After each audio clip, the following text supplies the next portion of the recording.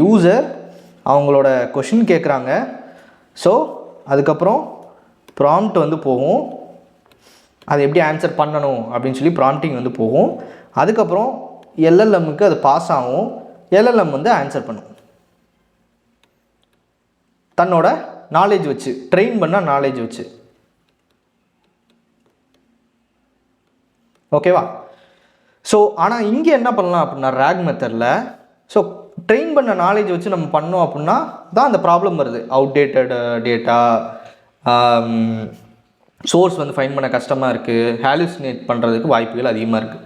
So நம்ம என்ன பண்ணுறோன்னா இந்த ட்ரெயினை வந்து நம்ம வந்து ரிமூவ் பண்ணிடுறோம். ஓகேவா? ஸோ ட்ரெயின் டேட்டாவை நீ எடுத்துக்காத அப்படின்னு வந்து நம்ம வந்து சொல்கிறோம்.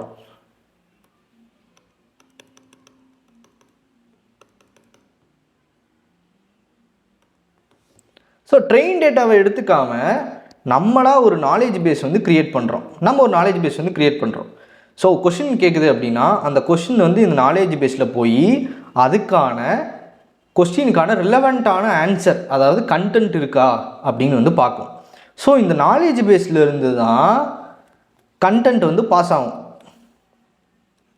ஸோ இப்போ என்ன ப்ராப்ளம்? எல்எல்எம் வந்து ஓன் நாலேஜ்லேருந்து பேசுகிறனால தான் எவ்வளோ ப்ராப்ளம். இப்போ நம்மளே ஒரு நாலேஜ் பேஸ் வந்து க்ரியேட் பண்ணிடுறோம். கொஸ்டின் வந்து நாலேஜ் பேஸ் போகும், அந்த கொஸ்டினுக்கு ஏற்ற ஆன்சர், அந்த கண்டென்ட் இருக்கும் இல்லையா, ஸோ அதை வந்து ப்ராம்ப்டில் கொடுக்குறோம். ஸோ ப்ராம்ப்டில் இப்போ என்ன இருக்கும் அப்படின்னா இந்த மூணுமே இருக்கும். Prompt plus question plus content. So இது போகிறப்ப என்ன ஆகும் அப்படின்னா